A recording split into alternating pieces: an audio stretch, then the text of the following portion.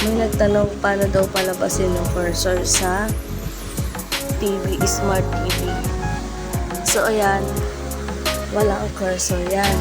Kita nyo. Ayan, ito yung remote natin. Pindot mo lang yung button ng cursor para lumabas siya. Ayun. Ayan na. Lumabas na siya. Tapos, pag gusto mo siyang mawala, pindutin mo lang siya ulit. Ito, yung button na to. Ayun. Arrows na yung, arrow keys na yung gamit ko.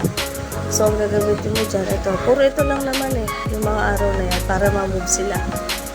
Sunod, pag gusto mo yung palitan, mouse off, pindot mo lang ito ulit. Ganyan lang.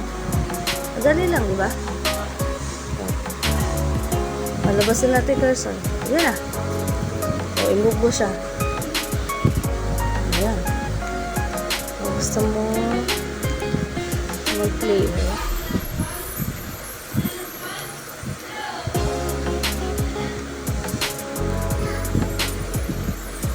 kung gusto mo tanggalin, press mo lang yun. Ayan lang. Simple.